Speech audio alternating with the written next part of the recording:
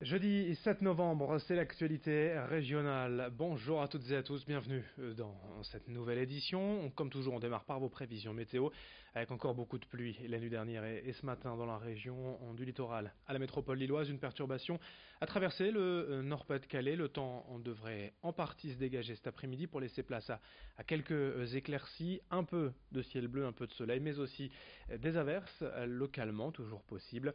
Le temps devrait rester sec dans la soirée, avec en tout cas des températures stable et de saison, 10 degrés prévus aujourd'hui du littoral à l'agglomération lilloise. Les prévisions météo complètes après ce journal. Et dans l'actualité du jour, d'abord de ce jeudi 7 novembre, c'est la journée nationale de lutte contre le harcèlement à l'école. Un thème majeur quand on sait qu'un élève sur 10 serait aujourd'hui concerné par des moqueries, des insultes et des coups au sein de son établissement scolaire. C'est une détresse au quotidien qu'a vécue la jeune Émilie. Et en 2015, elle a préféré mettre fin à ses jours après des années de harcèlement. Sa mère, Virginie, a accepté de témoigner auprès de Xavier Silly. Virginie Monk a vécu ce qu'il y a de pire pour un parent. Sa fille Émilie a mis fin à ses jours à 17 ans, après des années de moqueries, de coups et de rabaissement de la part d'élèves au collège Notre-Dame de la Paix, à Lille. En cette journée contre le harcèlement scolaire, elle revient sur cette terrible épreuve. On a retrouvé des dizaines de pages où elle dessinait des visages, des jambes. On se moquait d'elle parce qu'elle avait un grand front. On lui disait qu'elle était la plus moche du monde, enfin des choses comme ça. Elle voulait même plus qu'on la prenne en photo les derniers mois de sa vie parce que elle avait fini par se voir comme une espèce de monstre qui mérite pas de vivre. Et c'est ça qui l'a menée au suicide. Un geste qui laissera à jamais des interrogations pour Virginie.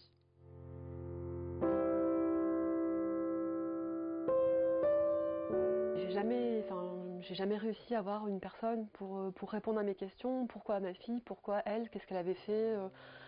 Qu'est-ce qui s'est passé dans votre tête pour que vous fassiez des choses comme ça? Et c'est très frustrant, c'est très... je pense que... En plus, ils étaient jeunes à l'époque. C'était des enfants de 12, 13, 14, 15 ans. Donc des adolescents. Et je tiens compte de ça, c'est-à-dire que je pense que peut-être si j'en rencontrais avec qui je pouvais discuter et qui exprimait des regrets sincères, hein, bien sûr, je pense que je pourrais envisager même de pardonner peut-être. Contre le harcèlement, Virginie Monk a aujourd'hui un conseil à donner. C'est vraiment pour ces élèves-là, il faut vraiment qu'ils n'aient pas peur de parler. Après, l'interlocuteur, ça peut être vraiment un adulte, un enfant, quelqu'un de l'école, de la famille, en dehors. Mais surtout, il ne faut pas rester seul dans son silence, puisque les choses ne vont pas s'arranger en restant silencieux.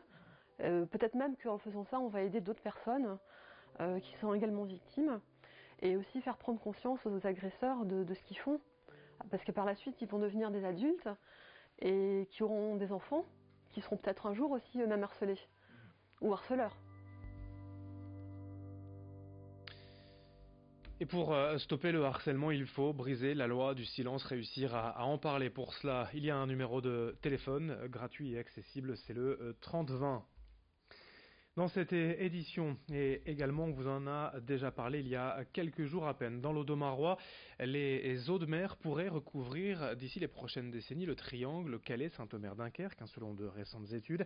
Le collectif Extinction Rébellion veut donc faire réagir les autorités. Ses membres mènent ponctuellement des actions non violentes afin de dénoncer l'urgence climatique et le manque d'actions concrètes des pouvoirs publics. Des actions symboliques mais qui témoignent quand même de l'inquiétude de la population ici sur un territoire particulièrement menacée.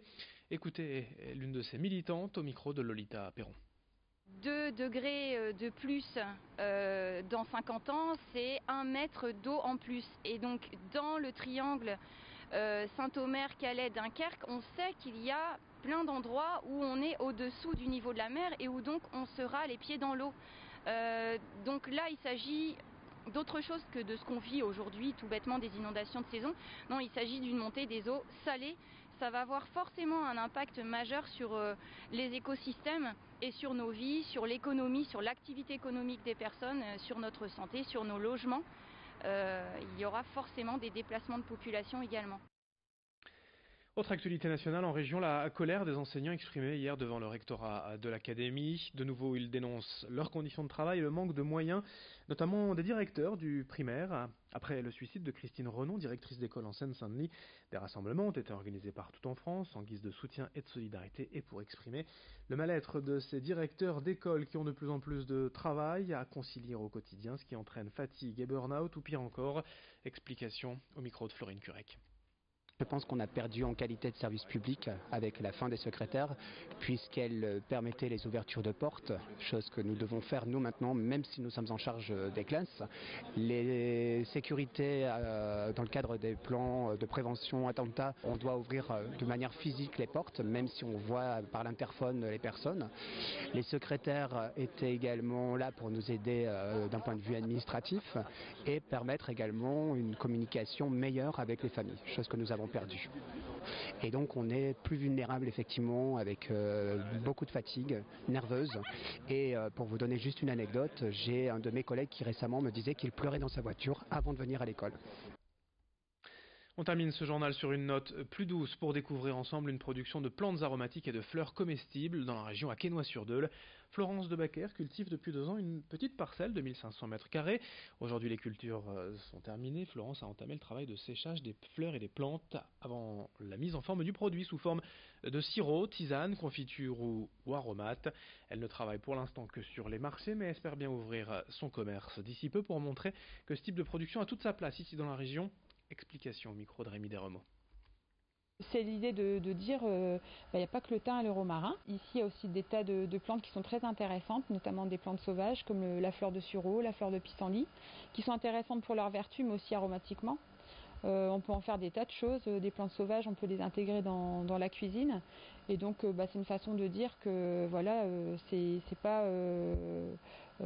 pas quelque chose de réservé au sud de la France. Aujourd'hui, ça s'est un petit peu perdu. Voilà, au profit de pommes de terre, betteraves, le blé, etc. Mais c'est encore possible, voilà, de cultiver ce type de plantes par ici.